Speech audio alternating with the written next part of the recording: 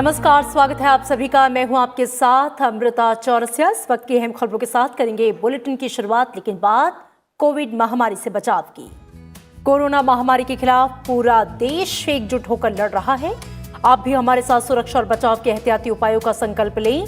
अपना मास्क अच्छी तरह से पहने, 2 गज की दूरी का पालन करें, सुरक्षित दूरी बनाए रखें, साथ ही हाथों को बार बार धोएं।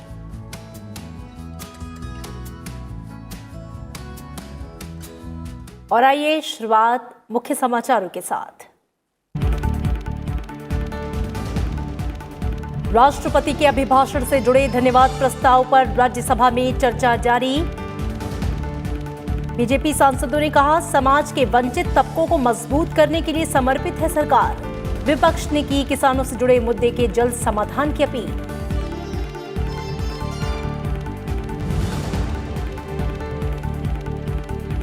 तमिलनाडु के 4 मछुआरों के श्रीलंकाई नौसेना के हाथों मारे जाने पर भारत का कड़ा विरोध। विदेश मंत्री डॉक्टर एस जयशंकर ने राज्यसभा में कहा, बर्दाश्त करने लायक नहीं है ये घटना, सुरक्षा का दिया भरोसा। तमिलनाडु के सांसदों ने सदन में उठाया था मुद्दा।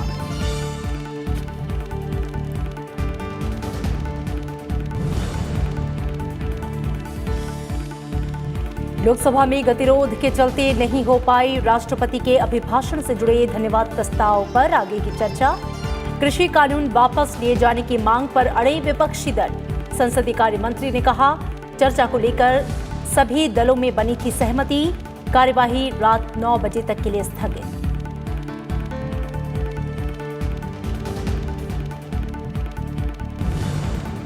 सीमाओं पर यथास्थिति बदलने की कोशिशों का मुंहतोड़ जवाब देगा भारत। बंगलुरु में एरो इंडिया शो के उद्घाटन के मौके पर बोले रक्षा मंत्री राजनाथ सिंह।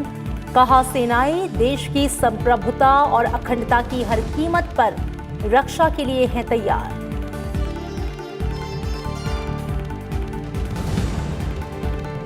भारत के आंतरिक मामलों पर अंतर्राष्ट्रीय हस्तियों की बयानबाजी को लेकर विदेश मंत्रालय की कड़ी आपत्ति। कहा, किसी भी टिप्पणी से पहले तथ्यों की पुष्टि और मुद्दों की पूरी समझ को किया जाए सुनिश्चित। संसद में पूरी चर्चा और बहस के बाद पारित हुए कृषि सुधार कानून।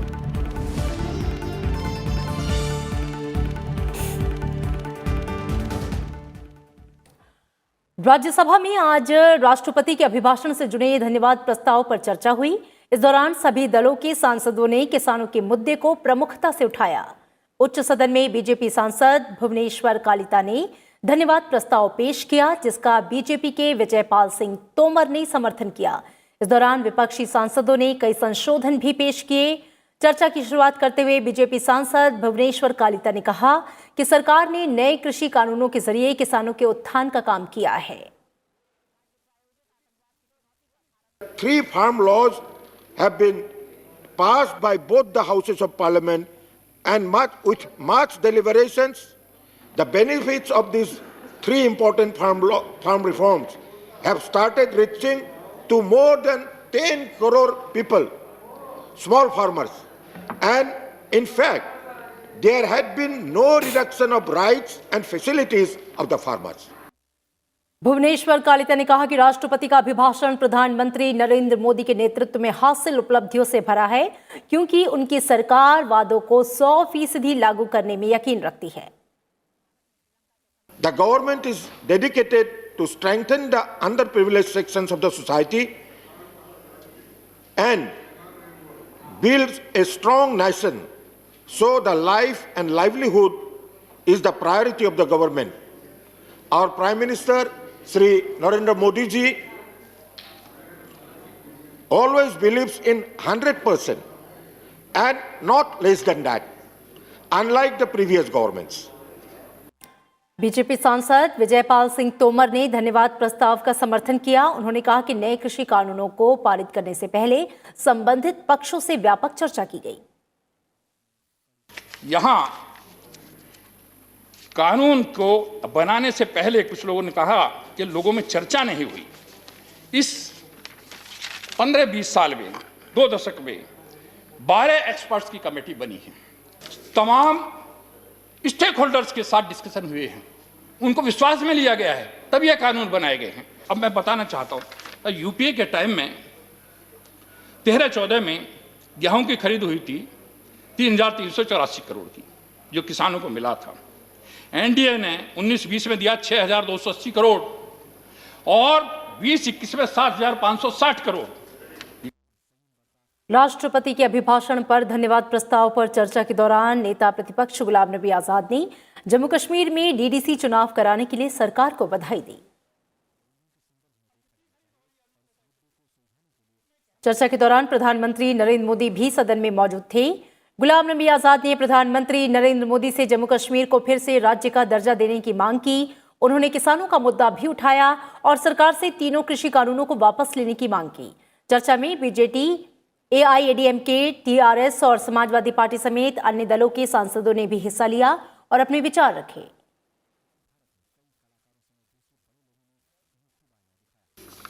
ये किसान, हमारे, जब मैं कहता हूं कांग्रेस के नहीं, आपके, हमारे, सब हिंदुस्तान के 130 करोड़ लोगों के अन्नदाता, हमारे, इनके बगैर हम कुछ भी नहीं। इनसे क्या लड़ाई लड़नी? हमें लड़ाई लड़ने के लिए और बहुत फ्रंट है। हमारे बॉर्डर पे जो दुश्मन खड़ा है, पाकिस्तान है, चीन है, हम मिलके उनका लड़ाई करेंगे, हम आपके साथ। तो मेरी सरकार से ये विनती है कि आप इन तीनों बिल को वापस ले लें। मेरा ये सवाल है कि आप कहते हैं कि किसानों के लिए कानून लाए, किसानों के लिए कानून लाए, किसान कहते हैं कि हमारे लिए कानून ठीक नहीं। जब उनके लिए ठीक नहीं, जिनके लिए लाए हो, तो आप क्यों जबरदस्ती उनके ऊपर लाद रहे हो कानून? वो कह रहे हैं कि हमारे लिए नुकसानदायक है, आप कह रहे हैं हम आपके लिए लाए। First of all, this law, to my mind, is unconstitutional because it's a state subject. When I could pass an MSc of my own, I have a right to bypass MSc of my own. पहले तोप मंगाते थे, तरह तरह के घोटाले हो जाते थे, और आज देखिए अपना टैंक बन रहा है, हमारा सुपरसोनिक, हमारा टॉर्पीडो वो बन रहा है।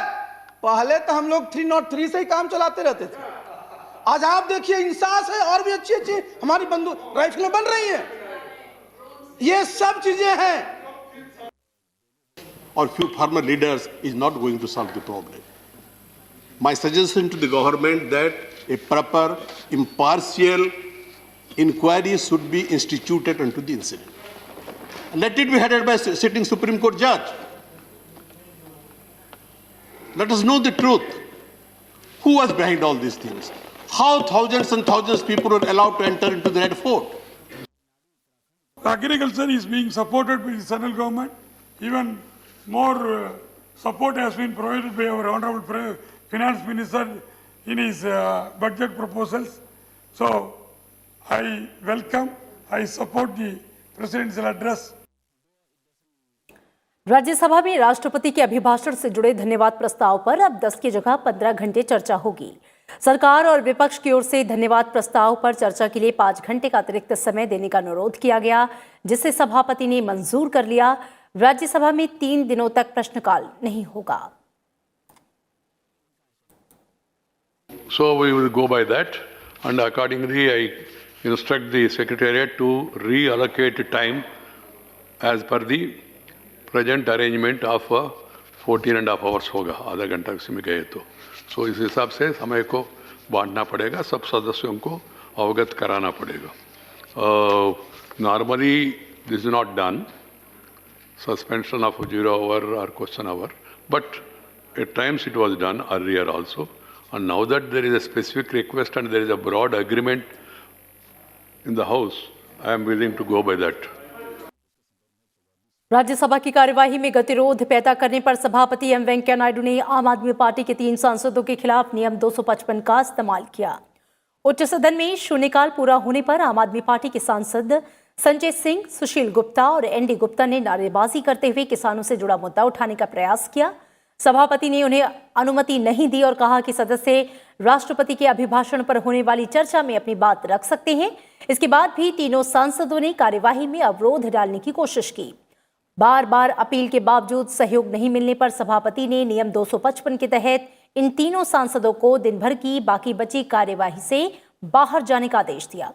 राज्यसभा के संचालन संबंधी नियम 255 में यह कहा गया है कि सभापति किसी सदस्य को जिसका व्यवहार उनकी राय में घोर अव्यवस्थापूर्ण हो तत्काल राज्यसभा से चले जाने का निर्देश दे सकते हैं और जिस सदस्य को यह आदेश दिया जाता है वे तुरंत सदन से चले जाएं। साथ ही उस दिन की बैठक की बाकी समय तक वे सदस्य कार्यवाही में अनुपस्थित रहेंगे। Honorable members, I am compelled to use Rule 255, withdrawal of member. The chairman may direct any member whose conduct is in his opinion grossly disorderly to withdraw immediately from the council, and any member so ordered to withdraw shall do so forthwith and shall absent himself during the remainder of the day's meeting. Sri Sanjay Singh, Sri Sushil Kumar Gupta, Sri N.D. Gupta, all of these three members are named as per the Rule 255. Please withdraw from the House. Bharat सरकार ने जनवरी माह में श्रीलंका की नौसेना के हाथों तमिलनाडु के 4 मछुआरों के मारे जाने पर कड़ा विरोध जताया है। श्रीलंका से ये कहा गया है कि इस तरह की घटनाओं को बर्दाश्त नहीं किया जाएगा। विदेश मंत्री एस जयशंकर ने राज्यसभा में शून्यकाल के दौरान कुछ सदस्यों की ओर से ये मुद्दा उठाने पर यह जानकारी दी। So we have taken it up with the strongest terms with the Sri Lankan government, and this particular incident I think was particularly unacceptable, and that has been made very, very clear to them.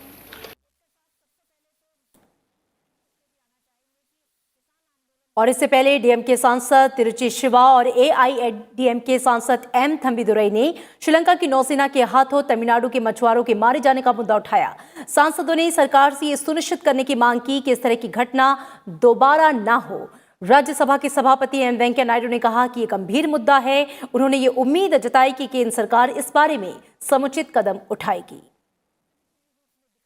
This is an issue going on for long, and it's not that nothing has been done. Successive governments have been doing their best, but the problem must be resolved once for all.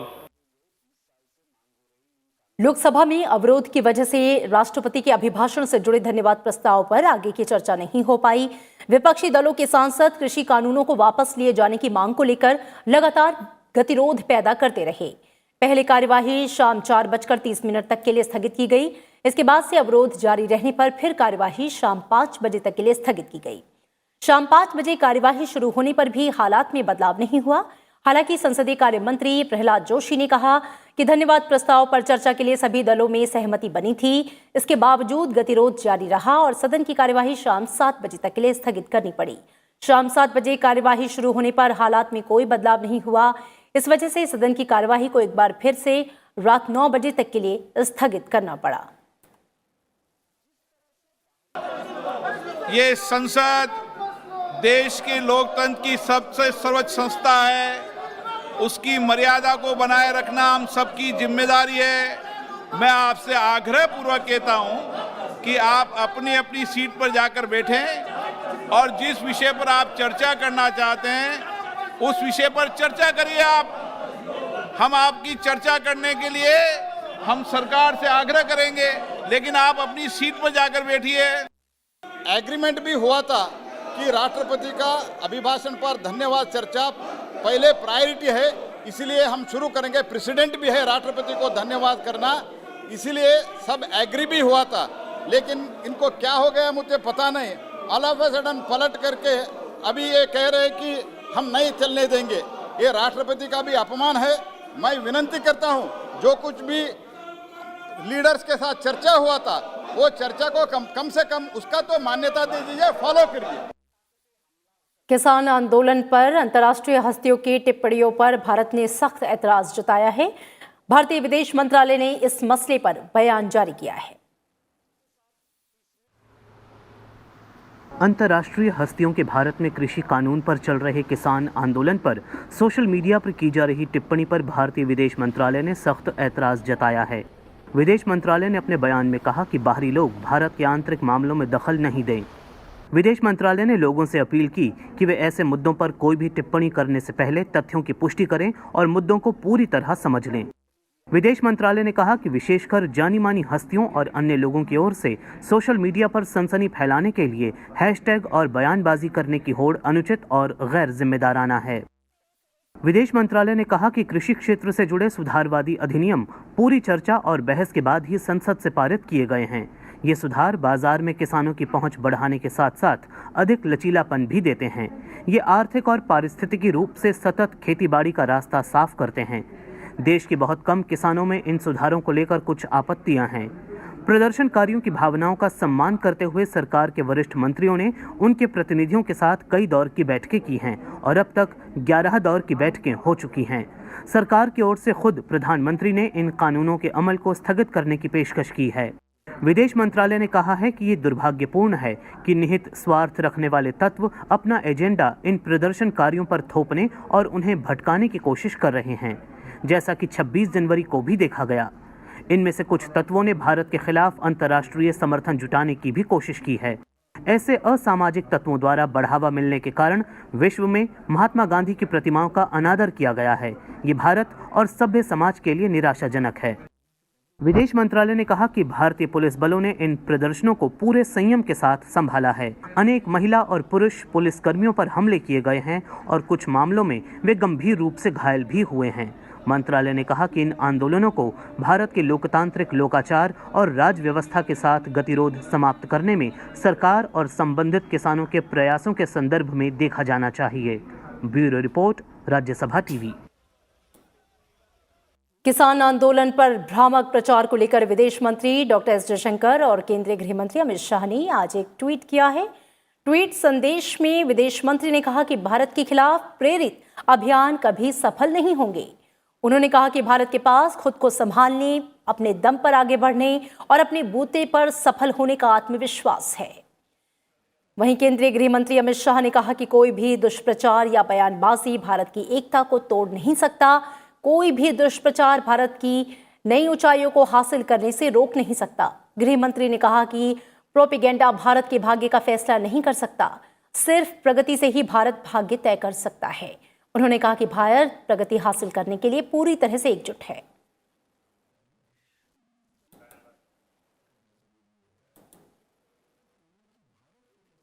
केंद्र सरकार ने Twitter को notice जारी किया है। किसानों के नरसंहार वाले हैशटैग से ट्वीट करने वाले अकाउंट की बहाली को लेकर यह नोटिस जारी किया गया। ये नोटिस सूचना प्रौद्योगिकी मंत्रालय की तरफ से भेजा गया है। दरअसल ट्विटर पर नरसंहार वाले हैशटैग से ट्वीट किए गए। सरकार ने ट्विटर को ऐसे अकाउंट्स पर कार्रवाई करने के लिए कहा था। इसके बाद से ट्विटर ने 250 ट्वीट अकाउंट पर रोक लगा दी, लेकिन महज कुछ घंटे बाद ही ये सभी अकाउंट फिर से एक्टिव हो गए थे। ट्विटर ने इन अकाउंट्स को फिर से बहाल किया। इसके बाद सरकार ने ट्विटर को नोटिस जारी किया। सरकार की तरफ से जारी नोटिस में सुप्रीम कोर्ट के आधा दर्जन से ज्यादा फैसलों का भी हवाला दिया गया है, जिसमें संवैधानिक बेंच का वो ऑर्डर भी शामिल है जिसमें यह बताया गया है कि सरकारी आदेश क्या है और अधिकारियों और प्रशासन से के क्या अधिकार हैं।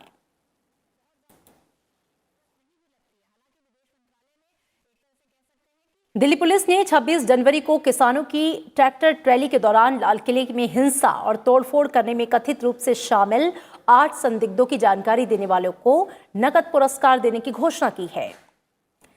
दीप सिद्धू, जुगराज सिंह, गुरजोत सिंह और गुरजंत सिंह पर 1-1 लाख रुपए और जजबीर सिंह, बूटा सिंह, सुखदेव सिंह और इकबाल सिंह पर 50-50 हजार रुपए के नकद इनाम की घोषणा की गई। इस मामले में अब तक कुल 44 मामले दर्ज किए गए हैं और 123 लोगों की गिरफ्तारी हुई है। दिल्ली पुलिस ने विशेष जांच दल का गठन भी किया है। इधर किसान संगठनों ने 6 फरवरी को चक्का जाम करने का ऐलान किया है, जिसके मद्देनजर दिल्ली में सुरक्षा व्यवस्था बढ़ा दी गई है। ट्रैक्टर रैली के दौरान हुई हिंसा का मामला संसद में भी उठा। राज्यसभा सांसद प्रसन्न आचार्य ने गणतंत्र दिवस पर लाल किले पर हुई हिंसा के मामले में जांच की मांग की है।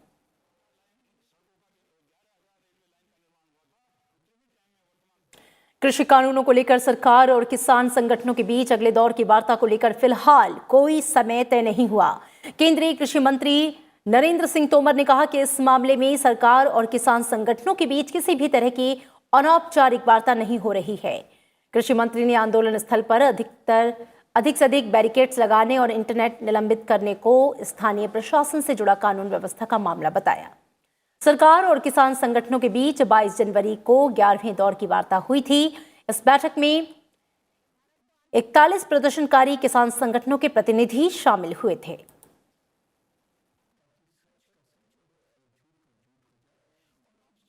रक्षा मंत्री राजनाथ सिंह ने चीन और पाकिस्तान का नाम लिए बिना ये कहा है कि भारत अपनी सीमाओं पर यथास्थिति में बदलाव की कोशिशों को लेकर सतर्क है और क्षेत्रीय अखंडता की रक्षा के लिए किसी भी दुस्साहस से निपटने को तैयार है। बंगलुरु में आयोजित एरो इंडिया शो के उद्घाटन समारोह को संबोधित करते हुए रक्षा मंत्री ने कहा कि अपने कई मित्रवत देशों की तरह भारत के सामने भी कई मोर्चे से खतरे और चुनौतियां पैदा हो रही हैं। उन्होंने कहा कि देश सरकार प्रायोजित आतंकवाद से पीड़ित रहा है और यह एक वैश्विक खतरा बना है। रक्षा मंत्री ने जानकारी दी कि सरकार की आगामी 7 से 8 साल में रक्षा आधुनिकीकरण पर $130 अरब खर्च करने की योजना है। We have long witnessed unfortunate attempts to employ force to change status quo along our unresolved border. India is vigilant and prepared to counter and defeat any misadventure to defend our people and the territorial integrity at all costs. Bengaluru में आज से 3 दिन के arrow India show का आगाज हो गया। इस उद्घाटन समारोह को संबोधित करते हुए रक्षा मंत्री राजनाथ सिंह ने कहा कि भारत रक्षा क्षेत्र में आत्मनिर्भरता और निर्यात के दोहरे लक्ष्य को लेकर आगे बढ़ रहा है। एरो इंडिया शो में 55 से ज्यादा देशों की 80 विदेशी कंपनियां हिस्सा ले रही हैं।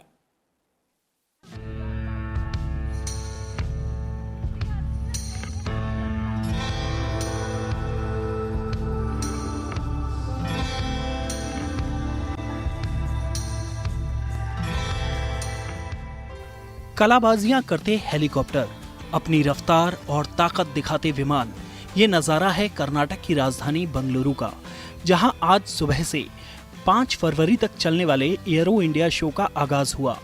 इसमें दुनिया भर के अलग अलग वायुसेनाओं के नए विमान, हथियारों और तकनीक का प्रदर्शन किया जा रहा है।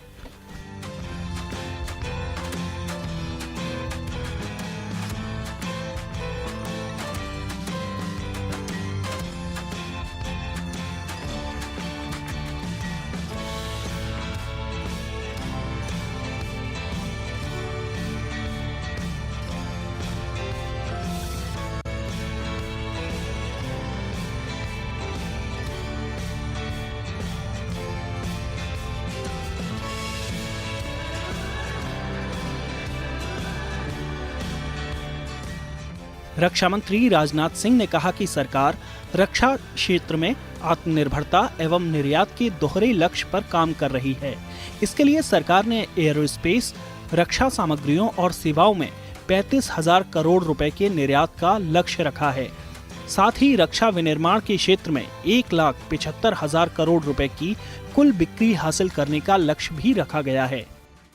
To achieve the twin goals of self-reliance and exports, we have set a target to achieve turnover of ₹1,75,000 crore, including export of ₹35,000 crore in aerospace and defense goods and services by the year 2024.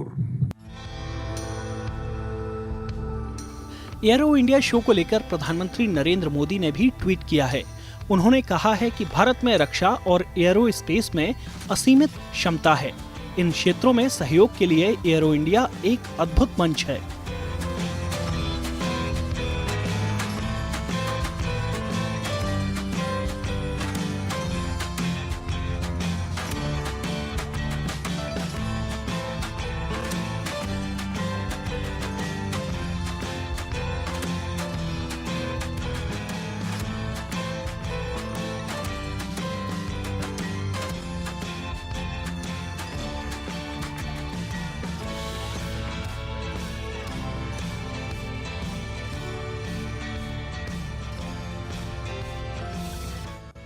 Arrow India show में कई देशों के रक्षा मंत्री, प्रतिनिधि मंडल समेत करीब 600 प्रदर्शक हिस्सा ले रहे हैं। नवविक्रम सिंह, राज्यसभा टीवी।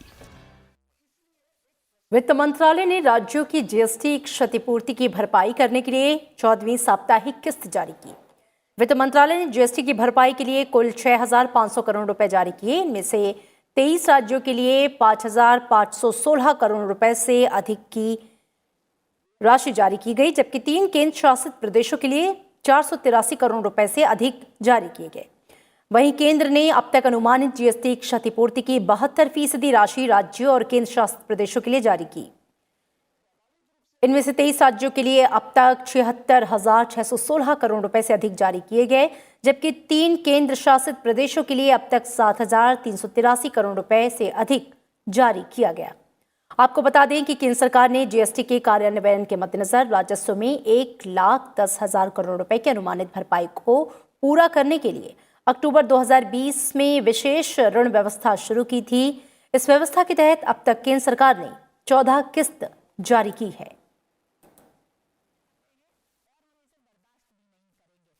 पांच राज्यों में अगले कुछ महीनों में होने वाले विधानसभा चुनाव को लेकर राजनीतिक सरगर्मियां जो हैं वो तेज हो गई हैं।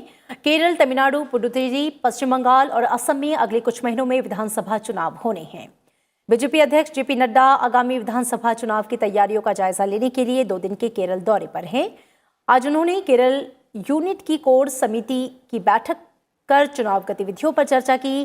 बीजेपी अध्यक्ष प्रसिद्ध पद्मनाभस्वामी मंदिर गए, जहां उन्होंने विशेष पूजा अर्चना की। एक प्रेस कॉन्फ्रेंस के दौरान उन्होंने कहा कि राज्य में हुए गोल्ड स्कैम में मुख्यमंत्री कार्यालय की संलिप्तता ने दुनिया भर में मलयाली लोगों के आत्मसम्मान को ठेस पहुंचाया।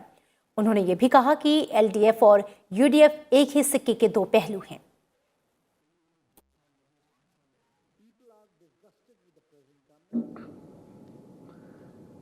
It is a government full of corruption, rampant corruption. May it be gold smuggling case, the irregularities in the Life Mission, the Sprinkler data scam, the K-phone scam, the e-mobility scam, and KIIFBI has certainly embarrassed the people of Kerala. और BJP अध्यक्ष कल कोचीन में प्रदेश पदाधिकारियों, प्रभारियों, संयोजकों, जिला अध्यक्षों और जिला महासचिवों के साथ बैठक करेंगे। इसके अलावा जेपी नड्डा त्रिशूर स्थित वडक्कनाथन मंदिर के मैदान में कल शाम एक रैली को भी संबोधित करेंगे। प्रधानमंत्री नरेंद्र मोदी कल सुबह चौरी चौरा शताब्दी समारोह का वीडियो कॉन्फ्रेंसिंग के जरिए उद्घाटन करेंगे। 4 फरवरी यानी कि कल चौरी चौरा कांड के 100 साल पूरे हो रहे हैं। इस अवसर पर प्रधानमंत्री चौरी चौरा को समर्पित एक डाक टिकट भी जारी करेंगे। इस उद्घाटन कार्यक्रम में उत्तर प्रदेश के मुख्यमंत्री योगी आदित्यनाथ भी उपस्थित रहेंगे। राज्य सरकार की योजना उत्तर प्रदेश के सभी 75 जिलों में शताब्दी समारोह और विभिन्न कार्यक्रमों के आयोजन की है।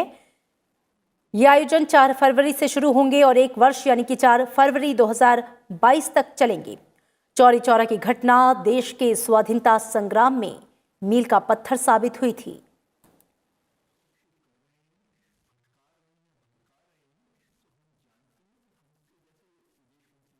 और फिलहाल खबरों में इतना ही। आगे देखिए हमारा खास कार्यक्रम देश देशांतर में शादी समान न्यूनतम उम्र की जरूरत, रात 8:30 पर सिर्फ राज्यसभा टेलीविजन पर।